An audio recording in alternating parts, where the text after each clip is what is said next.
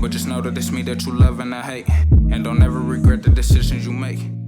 What up, though? It's your girl, Andrea Alexis. I am back with another episode of Power You Podcast after dark. Yeah. So, as a co-host, I really just want to kick it off. Yes. If that's okay with you. Go do your thing. On my own podcast, because I do have my own podcast. Yes, you do. I previously spoken about not being all the way sexually confident in the bed. I'm currently 25. I'm about to be 26.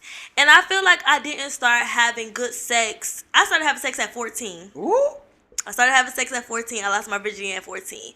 But I do not feel like I started having good sex until about maybe 22, 23. So, damn near 10 years in. Yeah. So, my question for everybody is, when did you start feeling sexually confident in the bed? And how did you find that confidence? Because for somebody like me that's still trying to find their confidence, I just need a little bit of help. Loria, how do you feel? I'm going to be completely honest. I was always a late bloomer when it came to sex, so no shade. I still have my mouth virginity. I've yet to even put a penis in my mouth and do all of that, and I'm 25. So I say that to say this, that my first time ever doing it was with my ex when I just started feeling confident in the bed. Mm-hmm. And I think that now that I am done with that, I've realized that sex is more, it's really a relationship within itself. You have to have, I can't really explain it because it's, let's just say I make love and I don't fuck with him. Excuse my language. So it's not just sex. It's more than just you coming in. We both either nutting or doing whatever we're doing. It's a chemistry. It's a connection. It's a relationship within itself. So what was the question? The question was, when are you gonna suck some dick? When did you learn how to suck some dick? Okay. He taught her. No, she still has her mouth virginity. I still have my mouth virginity. You ain't never gave head. I ain't never had to get on that and do the Neculator 3000. He never asked you just to taste it a little bit, or you never felt the urge to taste it. I had a little tip. Okay, but that's it. Okay, as far as like full blown sloppy toppy. Yeah. So do you feel like you haven't gave full blown sloppy toppy because you haven't had the chemistry and the trust with the people the person? I'll definitely say that. So you want to wait till somebody is special to give them your mouth virginity? Well, not even more so special. Somebody that is going to be worth it regardless if it ends for the good or the bad. So that mouth off limits, but that pussy wide open. Ooh. Okay, it is open, but she does have her limits. Okay. She does still have 5 bodies, and she's approaching 26. So it's open, but it's only open to certain. Yes. 26. I like that. How you feel about that, Maya? I'm sexually confident, but to an extent. Now, my daughter, father, I think I'm way more. Like, because L'Oreal, she mentioned, like, that making love. Mm-hmm. Now, I know when I'm making love because I got with this nigga. Right.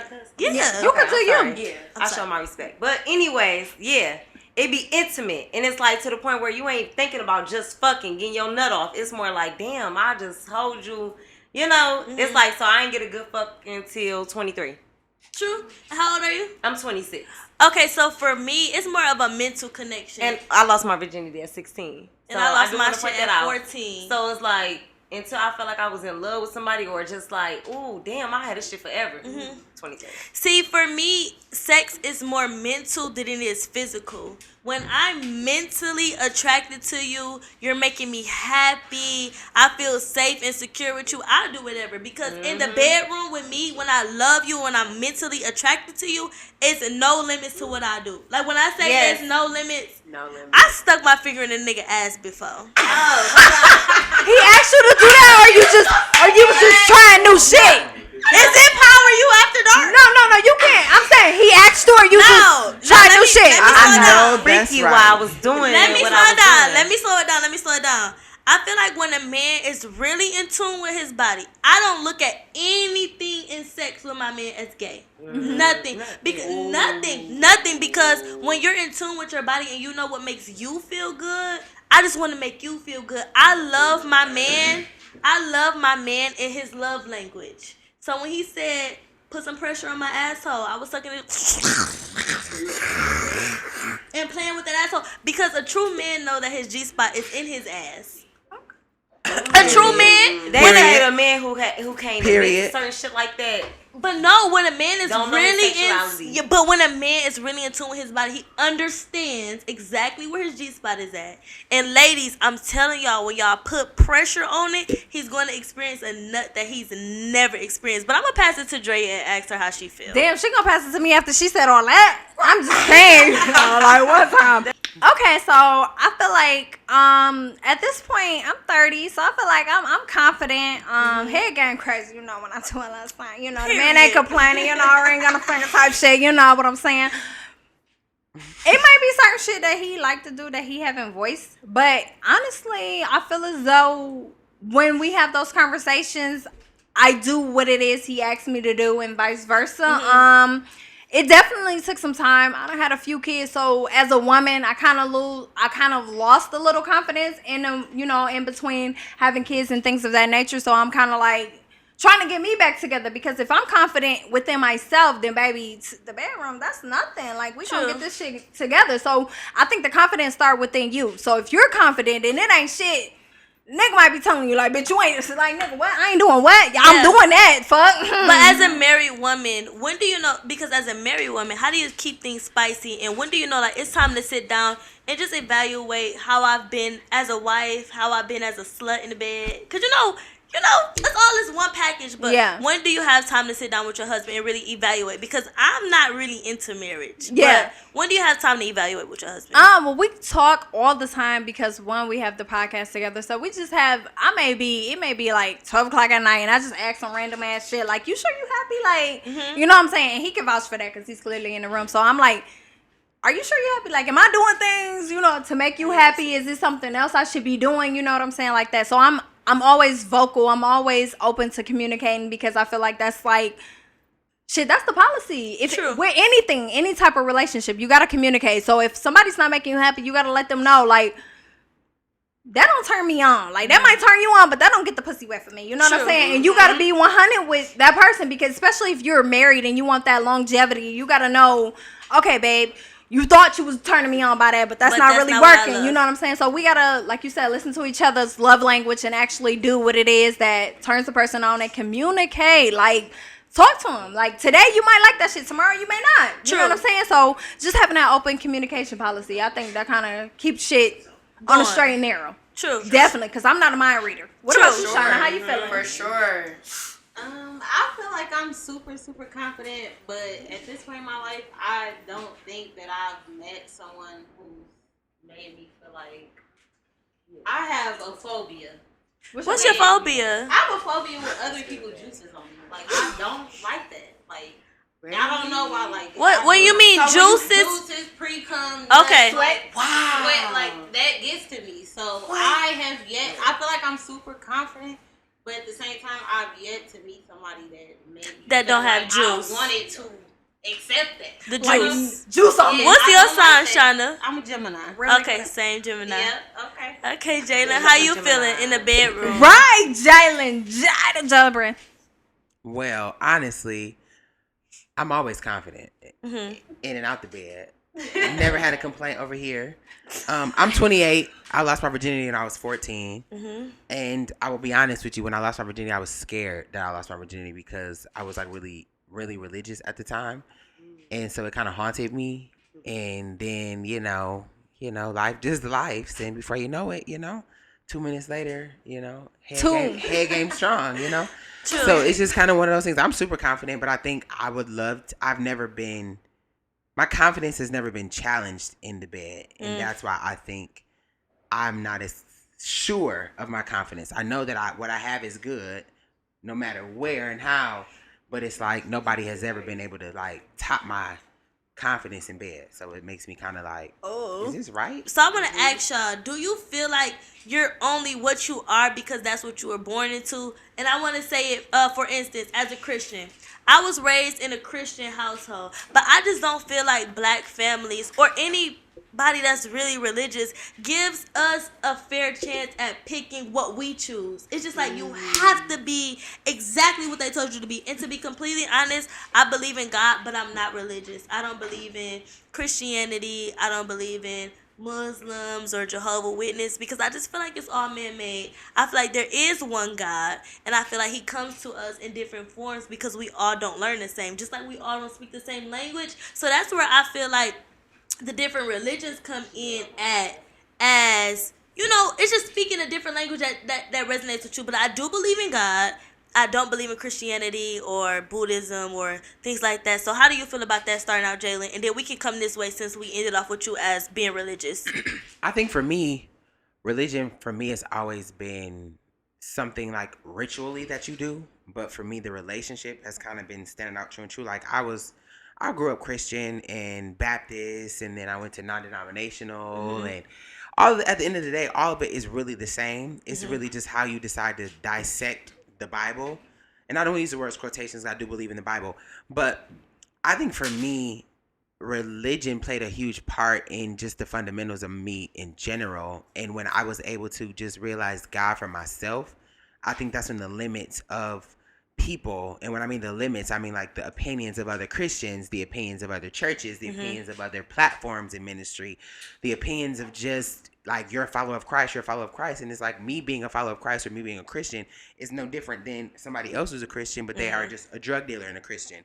I am, you know what I'm saying, someone who prays and goes to church 5 days a week, but I'm a Christian. It's no different. So if he smacked a woman in the face, it's wrong. If I smacked a woman in the face, it's wrong. But why am I being the person that's nailed to the cross? Because y'all know me as a Christian, but y'all don't know that the drug dealer also goes to church with me too. True. And the thing about it for me as being like a Christian or Jehovah or stuff like that, it's like it's man-made. So when you said you believe in the Bible, I don't believe in the Bible, because so many hands have touched the Bible. It's been passed down so many generations. And for me, if y'all was in kindergarten or y'all was in the first grade when you played the whisper game and you start out with something, and by the time it gets to the last person, it's no longer exactly what the first person said. So for me, it's hard to believe in the Bible, because if it said, okay, God rose on the third day. Then I talked to Drea. I'm like, God rose on the third day, but then he woke up on the second day and a half. And then she tell her, well, since it was the second day and a half, I feel like since I calculated in my head and I'm German, that is 1 day and a half. So by the time it actually was written, I'm like, who the fuck wrote this shit? Did he really part the sea, or was that a figure of his imagination while he was in a dream? So for me, I don't believe everything that's written in the Bible. I understand the message. That it's conveying, but how it's specifically written, and also for King James to have his own version. Who the fuck is he to have his own version of the Bible? No, facts. I think for me, I grew up, at least in my church, the Bible was God's inspired word. It wasn't like verbatim. Yeah. But there were certain like quotes and things that God's word has said to be true, like his promises and things of that nature. So I can honestly, I will agree to, like, for me, I believe in the Bible. I believe in the word of God, because I need a shell of something. Like my parents, you see what I'm saying? Like my mama obviously didn't do the same things that my grandmother did, and my grandmother didn't do the same thing that my great granny did, and my great granny didn't do the things that my great granny did. But at the end of the day, we all got our ass whooped. Yeah. At the end of the day, we all was on punishment. At the end of the day, we all had Thanksgiving on the same day. We all had Christmas on the same day. We all came together on Granny's birthday. Like, it was still some rituals and some inspirations throughout our generation or our lineage that we stuck to. So I feel like for me, I'd rather stick to the guidelines, here a little, there a little, line upon line, precept upon precept is how I study the Bible. And I've always found myself. It wasn't necessarily that I was saying like, oh, Matthew did this and then Matthew went to hell. It's like, dang, Matthew was sleeping with a whole bunch of people and he wasn't married. And I'm sleeping with a whole bunch of people. Like, and you're not married. I don't want to end up like Matthew, so let me find myself, versus judging Matthew so hard, you know what I'm saying? Or looking at Mary. Like, why? Because she was a virgin, she more special. No, but it's probably more susceptible for her to be able to carry a kid and go under stress because she is a virgin, versus mama who has been busting it wide open for all the songs of Solomon, you know? So it's like, that's just my take on it. But I feel like at the end of the day, you got to find what works for you, because we could do the same exact thing, but if it ain't meant for me, baby, it's going to fail every time. And every single time you're going to get stronger when it's meant for you. So. True. Thank you, Jalen. That was so good. I like how that, do you feel? That was good. That was real good. I don't even want to go after that. Okay. Well, let's move on then. The same way as you, though. Like, I'm not real religious. Like, I believe in God also, but I feel like me growing up, I felt like it was a pressure to follow my parents' footsteps. Like we went to church every Sunday, and then on Wednesdays we went to Bible study. Friday it was another thing. Like so, that was no.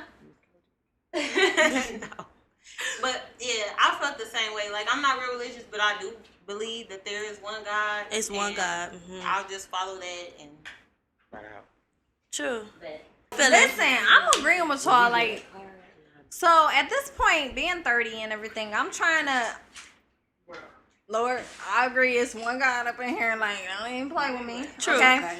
But I'm trying to relearn certain things, if that makes sense. Like, of course, like y'all said, the same thing is we were only taught certain things. Our parents like, okay, we gotta go to church. God this, God that, you know, Christ this, Christianity, this, that, and the third.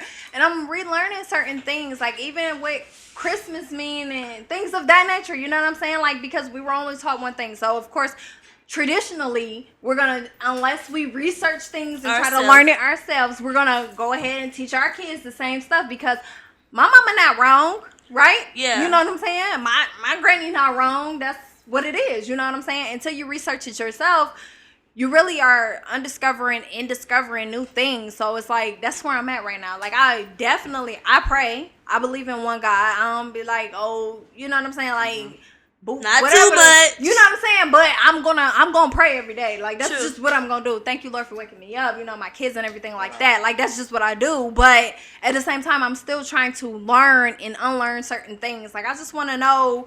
Sometimes I be questioning, and I feel bad for questioning. I don't it, think you know we what should I'm saying? feel bad for questioning, Right, though. right. Because as a human, because you don't know, we're you going only to have questions. Yeah, it's like I don't want to just go with what's right in front of me. Exactly. I have to ask questions as a curious human being. real. So yeah, y'all can answer. go ahead, go ahead, Maya.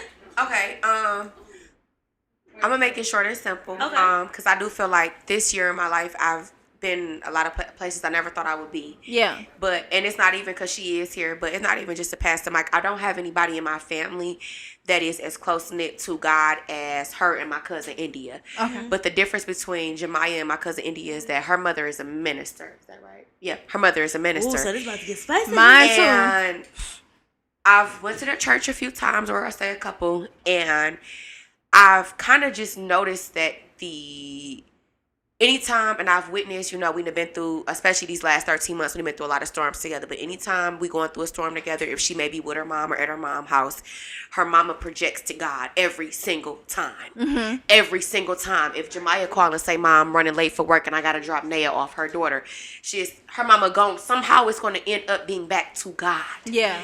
Peaceful. Yeah. And I'm learning. I will say this, I just told my mom this about 2 months ago. I have not been as close and as spiritual as I have been until me and my cousin got back reconnected.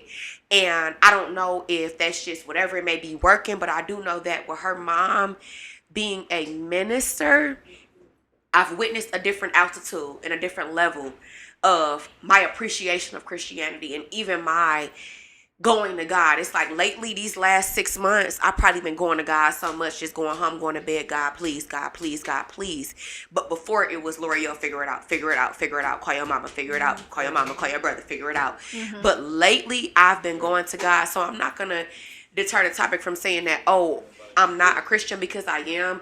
But I do think that your faith and what you practice deters a lot in your life. Mm-hmm. That's true. I am going to say that. I am going to say that. And it's so crazy. I just told her a couple minutes ago. I whispered to her. I said, call your mama. Because her mama love this topic. But I appreciate it in a whole different level now. I do. And I just want to pass it for to her. I did want us to speak because I know I experienced that within the last 6 months. That whole new altitude that I have for going to God or just telling myself before I go to bed, no, you can't fix it. He will. Leave it to the man upstairs. Yeah. And like I said, these last 6 months, I've been doing that, and I never, on my grandmother's grave, on Shirley Jean McClellan grave, I've never did that in my life before until I got back close-knit with my cousin, you know, and I don't know if it's because her mom has moved up in the church. I don't know. I just know that something is working, you know, and it's not to discredit anybody's beliefs, but something is working. And before Maya speak, because I've been knowing L'Oreal since 9th grade. And I feel God in the room right now. Don't Clearly, get it twisted. one or two. Don't get it twisted. Don't get it twisted. I do believe in God. And L'Oreal has never moved me in the way like she just moved me in this moment. So I feel like everything is ordained. Like us leaving the club. This was not fucking planned. This was not planned. This was not written out. This was not like, okay, at 4:00 in the morning, y'all meet up at this place. Everybody was just like, all right, we about to go to this place. So for you to say that and like Maya to be such a spiritual person, because when I seen you, I wouldn't think that your mom was a minister. Like God is in the room. He protected us. He got us here. Even when we was drunk, I do not condone drunk driving. So everybody who was driving was in their right mind. Yes. But it was some drunk people. I'm not gonna lie. Let's be very transparent, very clear. So for just God to all lead us here, it's just to even touch on this topic because we never know who we're going to move and who we're going to help out there in the world. And that was some real shit, Loria. And out of the 8 years, 8-9 years I've known you, this is the first time that you've moved me. So I love you. But I do want to say more. it started with you, so I'm happy that you kind of brought this out. I just want to make this short and sweet because I want to get to the next thing. But first thing, I'm just going to get an honor to God because I do feel like it's the reason why we all here. Yes. And I want to praise him because I've been telling my cousin, like, I've been wanting to be on a podcast. This is what I want to do. Like, I got people around me that like to talk, like to laugh, like to talk a lot of stuff. But a lot of people have also told me that I got a lot of knowledge. Mm-hmm. Like, it can go places, but it's like I've been a lot of things that people shouldn't been through, you know?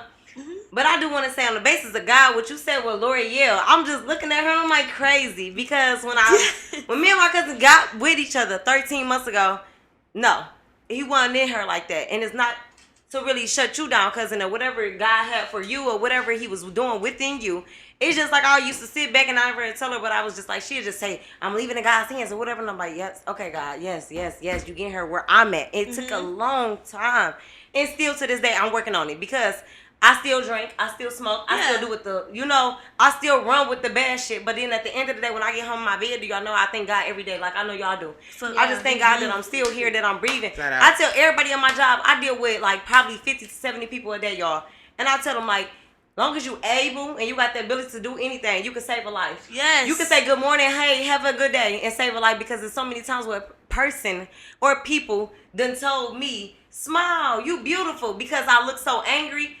I don't know why I look angry, but it's because of what I've been through. It's what I'm carrying. And it's so sad because I used to look like what I've been through. But then to this day, I don't because I got people in my family that don't look like what they've been through. Like my mama is a true image of like not going through what you've been through. Exactly. Because you can't tell. Yeah. Like you can't tell that she actually went through. But she's still going through it because she's fighting for her family and every day. But like when my mama switched over to being saved, because I always tell people I'm not saved because it takes a lot to be saved. But like when we say that we acknowledging God because it is only one God. And I used to be a kid be like, oh, black people worship this God, then the white other people worship that God. And the Arabs and I'm sorry, excuse me, but they worship other people and I only know one God. When I talk to you, I only know we talking about the same person. Do y'all know I had just met 2 people within 2 weeks that don't believe in God. One man was white.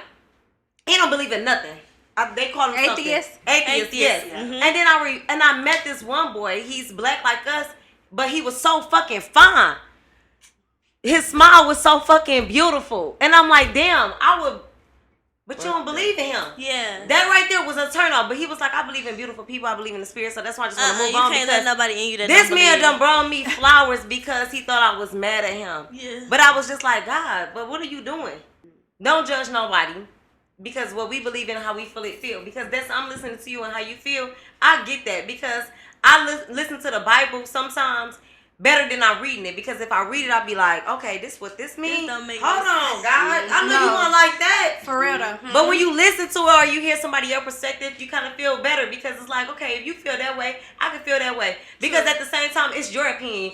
Because God not gonna never discredit you because how you feel about him, long as you love him, and that's it. That's all I'm saying. And I appreciate this topic because I really just be moving. I had people judge me because they be like, your mama a minister, your dad, your stepdad a deacon, and you act like this and you. But you don't have to take on that, and and thank you so much, Mike. I be so happy, like with my God. And period. And I'm happy with my God. So I appreciate everybody's opinion on that. What Maya bring up? Maya really brought something up that was it sparked another question to me. So everybody in here is black, or at least half black. Yeah. 80% black. 10% black, 20% black. But about I feel like what we were born into, sometimes we have to carry the burden of previous generations and generational curses, or how our mom felt about something, or what our grandma went through, and that is really put onto us. And I'm gonna tell you how something was put onto me. So my great grandma or my grandma or my you get what I'm saying? Yeah. They did not go to college. So when I lived Just with my about to wake that granddad, when I lived with my granddad, it was like, if you don't go to college, you ain't shit. Yeah. Period. If you don't go to school, you don't make good grades, you don't go to college, you don't be a lawyer, you don't be a doctor, you don't be a teacher, you ain't shit. So it's like, why do I have to take on the burden of what their traumas or what they went through to dictate how I live my life? In the black community, it's so easy for a black mom to tell you how you should be a mother, how you should be a wife, how you should be a student, how you should be successful. But I went against the grain of what everybody did, and I made the most money out of everybody in my family. Facts. And I broke generational curses by going against exactly how they laid my life out. I feel like before black parents have a kid, they lay their life out to be that. And sometimes we can be unhappy in our lives by trying to make somebody else happy. I always hear black kids say, well, my mama would have wanted, well, my granny dead and gone, and she would have wanted to sing. But why can't we live life in the era that we're in? Because times are changing. Things are changing. And we want to be happy within our life while still making somebody else proud. I don't want to make nobody else proud, except for me. So how do you feel about that, Drea? The resources were different. Mm-hmm. They were doing what they knew, what they could do. You know what I'm saying? And we are in a generation where we're not comfortable with that. We're not settling for that. You know what I'm saying? And for me, I got kids, and it's like, if you say that's what you want to do, by all means, we're going to make it happen. Like, I'm not telling you, like, oh, you got to go, you got to do this. No, because I know that there's other ways. Like, you could make $1 billion before me by doing, you know what I'm saying? Like, that's the generation, that's the era that we are in right now. So I feel as though the people before us, they only did what they knew. They only taught us what they knew. But because we are a generation who are like, we gonna get it. Like, I don't care. I could go to school and I still could be on social media and blow up. You know what I'm saying? And me blowing up might be happening quicker than me getting that degree, but I'm gonna make it happen, like, regardless. And I feel as though, for me anyway, like, I felt like I was always different. Like, I'm here for a reason. Like, I know I'm here for a reason. And when you start to feel that and you start to walk in that, like, you know you got to start moving differently and stuff like that. So regardless to what that is, maybe it's not me going to college. Shit, I went, but shit, that's just not what it is. Power You Podcast doing this thing. Like, I was in the dental field getting paid great money. They fired a nigga a few times, you know, because clearly that's just not what the mission is. You know what I'm saying? Like, clearly I was going to continue to be in the dental field and be unhappy and be miserable. And that's what our parents were doing. You know, to get that 401k. But baby, like, this is too much personality to just be in there cleaning the motherfucking teeth. I'm sorry. Like, it's just not going to happen. So I feel as though, like, with me personally and our generation especially, like, we're finding new ways to do things. We're finding new ways to make money, to break generational curses. Like, we figured out what it is that's holding our family back, and we're like, okay, I'm not gonna do that. I'm gonna be the one. Like, I'm literally gonna be the one. I don't care what y'all thinking, how y'all feeling. Like, it's gonna be me. Yeah. Like, if I gotta put everybody on my back, or if I just gotta keep going without y'all, like, it's gonna be me to get the shit done, because I know what it is that I want. I know what it is that I want for my kids. And maybe my mom felt like, oh, well, one of my kids would have been a doctor. I'm sorry, that just didn't happen. You know what I'm saying? But I'm gonna make it happen, mama. Like, and I'm making more money than a doctor in 1 month. Exactly. You know what I'm saying? Like, so we're not the same as what our parents were, but they did what they could with the resources that they had. And I agree with that. I ain't gonna knock them, but our kids may feel the same way. Like, we're doing what we can with the resources that we have, and it gets better. And it gets better. You know what I'm saying? That's one thing that I appreciate. And we keep instilling the right stuff into them, then they gonna know, like, I can do anything. And that's what I tell my kids every day before they leave out the house. You're strong, you're smart, you can do anything. Like, I didn't have that. My mom was like, okay, if you need me, call me, whatever the case may be. But I'm doing things that my parents didn't do so I can get a better outcome. Not saying that my mama ain't do the best that she could. My mama was a damn great mama. You know what I'm saying? But when I notice certain things, like, okay, maybe this will make my child's day better by telling them this, because I don't know what they're facing during the day in school. I don't know what they're dealing with as far as their peers. You know what I'm saying? But guess what?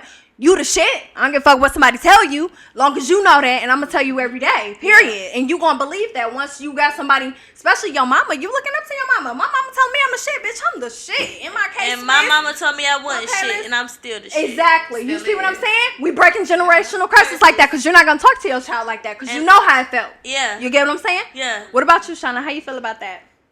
I want to speak more so on like, I don't know, my parents growing up, a generational curse. I feel Yeah. that like I didn't grow up in a real affectionate, Yeah. hugging, and That's kissing, important. I love Right. you. Like still to this day, like I just turned 30 not too long ago, and Happy I birthday. probably can thank you. I could probably count on one hand how many times my daddy told me he loved me. Mm-hmm. That shit And important. even though he didn't say it out his mouth, his actions showed it.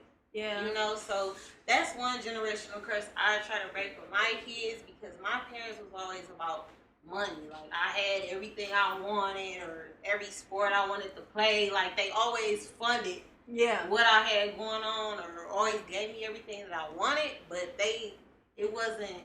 It's that the word, amazing. that words of Yeah, affirmation. Yeah, it wasn't that. Like it was never that. Yeah. So, But that goes to loving people in their love language. I feel like we love people in our love language, and that might not convey all the way over to them. So while your parents may have been funding your dream, just them saying like, Shauna, I love you, would have went way further than a materialistic monetary value.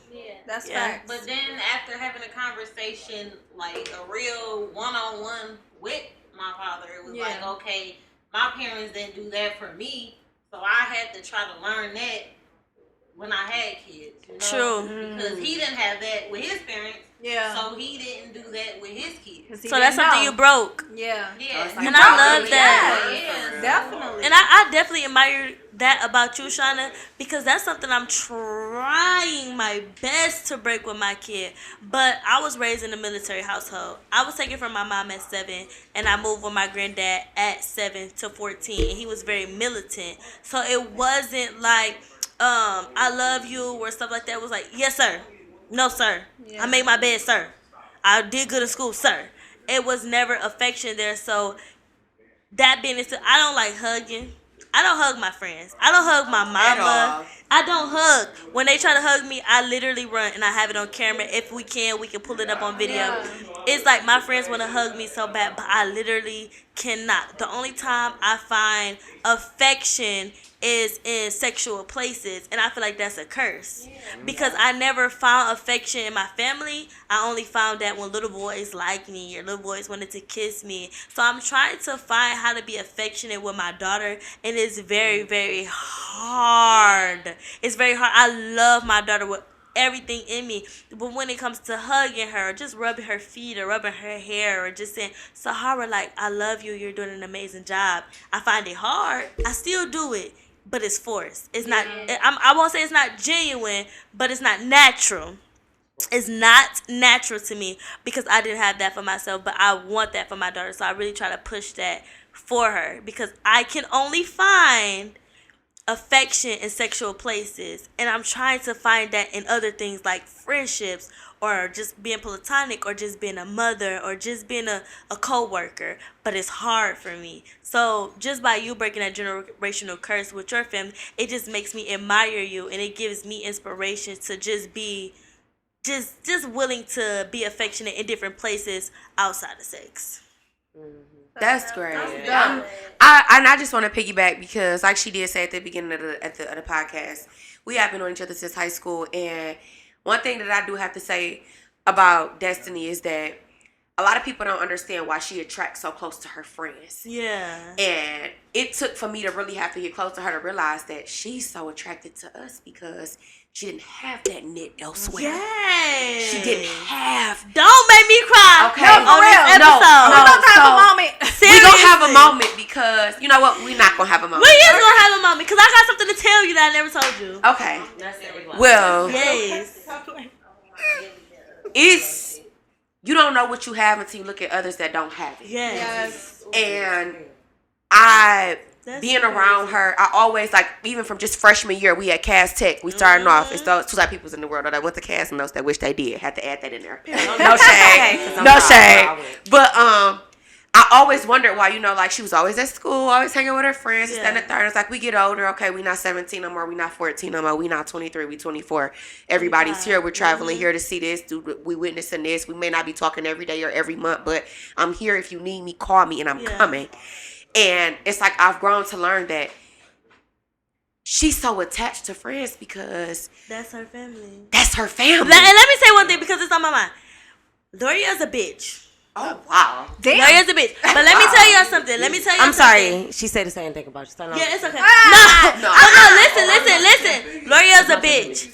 And me, I never had, and this is something I never told Loria, I've never had a family relationship. And when I came to Cass Tech, Loria was the first and only person that took me in. And Loria was a bitch to everybody. She was this high class Sidity designer whore. And I was a thrift store type of bitch. And I used to come to the school and say, like, I love the thrift store. And everybody else just looked at me crazy. And L'Oreal literally sat with me. She told me her story. She was like, these bitches think I got it perfect. I have it hard at home too. But when I looked at her, she had a mom, she had a dad, she had a brother, she had everything that I wanted. Yeah. And looking at her, she had everything. She had every pair of Ugg boots stacked to the ceiling. And she was the only person that took me in. And when she say, like, I look to my friends as my family, I still don't have a relationship with my family. I still just hang around my friends. I've been in Detroit for a whole week. I've been with my friends in L'Oreal 5 days. I've been with my real family 2 days. L'Oreal was the first person in life that ever took me in. And even through college and even when we didn't talk and stuff, like, I always tell L'Oreal, like, you was the first person that made me feel loved no matter my circumstances. Because I used to look at people with, like, designer stuff and, like, I'm sorry. I'm not trying to cut you off. Yeah. But I want to just touch bases on this with Destiny because that's my cousin. I'm going to tell you. She's blessed. She's so blessed. My cousin, that's because, okay, so let me just give y'all a little background. Yeah. Okay. I got L'Oreal do not judge nobody. I'm telling you. I live hard with my daddy's side of my family. This come from my daddy's side of the family. I've been with my no lights, no gas. And they're not gonna be mad at me from saying Listen, this. we all have been through the shit. Exactly. So, with my daddy's side of the family, we struggle. But I'm gonna tell you, they live and they struggle. I'm gonna tell you that's where my wisdom come from because I was there. And my mama was a social worker, so I had no reason to be there. But mama sent me there with no lights. Go ahead. But it's like when I met L'Oreal, my other side of the family, I was just like, oh my God, they're rich. L'Oreal had on a Burberry shirt at fucking 12 years old. But I knew what Burberry was. Yeah. Because I had a daddy that was in the streets, but my daddy was like real clean with it. Yeah. And I was there like Polo, Tommy Hilfiger, little shit like that. But I'm like, damn, my cousin, every time I see her, she crispy as hell. So she came to East Detroit. I graduated from East Detroit on the east side of East Point. Okay. But when my cousin came from Cass Tech, everybody used to have a problem with me having a cousin that was just so uplifted and she had nice stuff. But one thing they couldn't say was my cousin was bougie. My cousin was stuck up. She's the most. She had your back. Until this day, I be telling her like, cousin, like she know how I am. She know I know designer from head to toe. I'm into fashion. Yeah. But she know I'm not gonna spend that much money on that because I'm not materialistic. I wasn't growing up like that, but I had nice things. But I always tell her, I don't get that from her to make me feel lesser than because she got more than me. Exactly. She always make me feel comfortable because she always walk out the door being her, in her skin. She don't never be looking at her shit because like, oh bitch, I got a Da Vinci bag. Yeah. I got this, I got all that. She the bitch, I can't even spell set for that shit. She be like, cousin, it's this. But you got it, cousin. You got it because she know I know that shit from head to toe.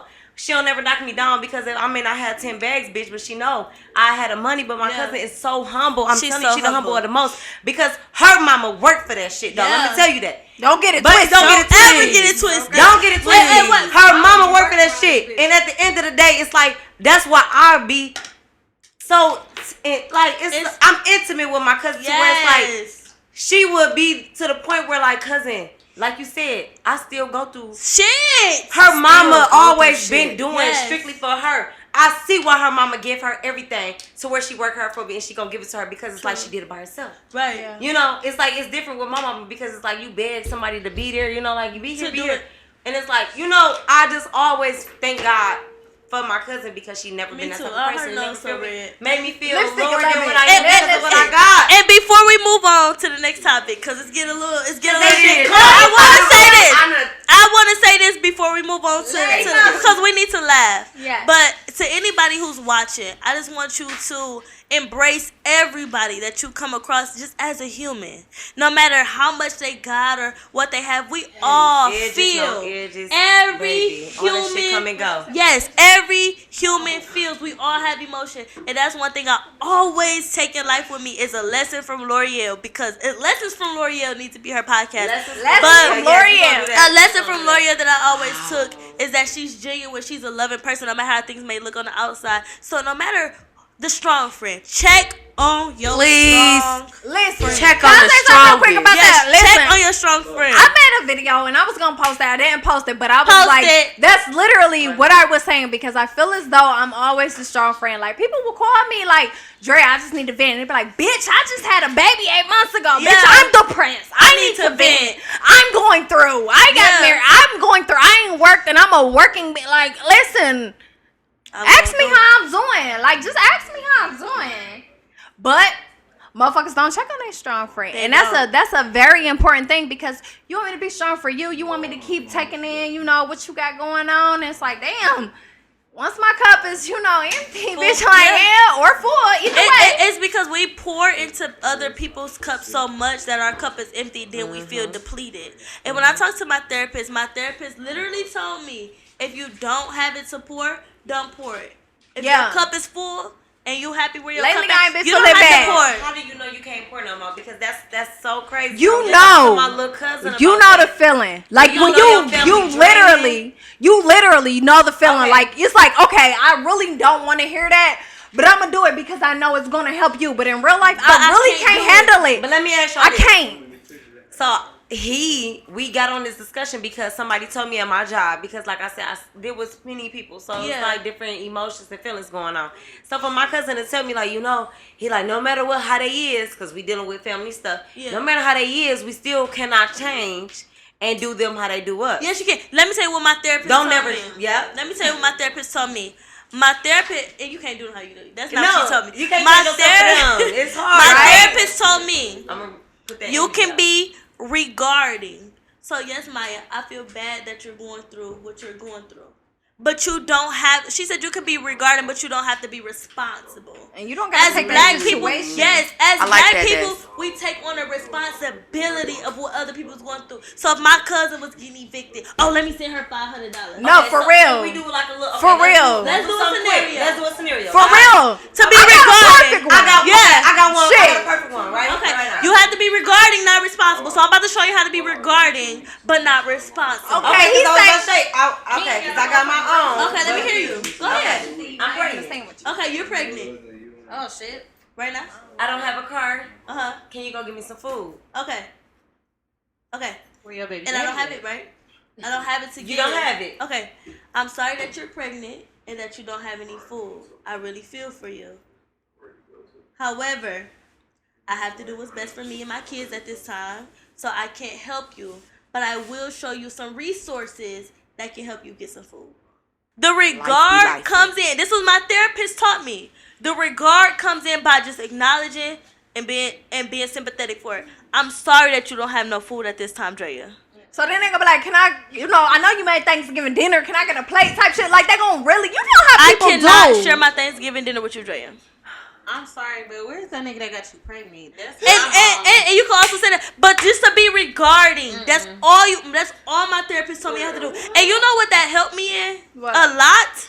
By just being regarding and not responsible, Yeah. it helped me in my relationships. Because when my nigga going through something and I used to try to be responsible for that shit, I used to resent him for that. Yeah. Because now I'm taking on the pressure of everything you're going through. I talked to a man in jail and I was so responsible responsible for how he felt. The CO treat him a certain way. He in the hole. I felt so responsible for that. I took on the burden of that. That shit really pulled me down. But when I started to just be regarding of that, I'm sorry you in the hole. But you only in the hole for the 60 days, you're going to get out. I still have to live my life. I can't be responsible for that. I can't be in the hole while you in the hole. No. You can't take me down to the hole while you in the hole. That's not fair because you made this decision. I can be regarding of that. But I can no longer be responsible for other people's decisions. So by that person not having no food, or by that person being pregnant and having sex and laying down and they don't have no food to feed that child, they had the sex. You could be regarding of them having the sex and cool, you had your 30 seconds of sex. Now you're in a place where you have to be responsible for that. I can't be responsible for that.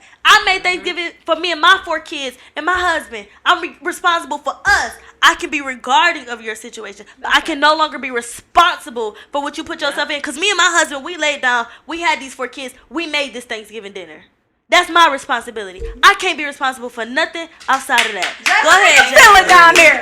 So I honestly love what Des was saying, and for me, what helped me was I learned a long time ago, and since we were talking about God like earlier, right? Yes. Mm-hmm. A foolish farmer sows seed and not expect a harvest. Yeah. Say that one more time. A foolish farmer sows seeds and does not expect a harvest. So it's like what you were just saying a minute ago, where you're like, well, what if they got this? Or what if they got this? And that's just me. And I feel like being a human and being compassionate. Okay, right? Every single turn, every single corner you make, you're going to find another reason why somebody needs you. Yes. And what I learned in my life was this: the help will never be the hero. And the hero can't help the help. Yeah. You know why? Because everybody is not born. Everyone is not going to be able to lead, which means some of us are predestined followers. Yeah. And at the end of the day, I cannot be responsible because God has allowed me to be a leader in my life, and you can't master main character energy in yours. And so what happens, because you're talking to somebody who I'm is, finna go, y'all. I'm overly compassionate, right? I'm overly giving. And what that means and what that looks like in my life, I'm 28, right?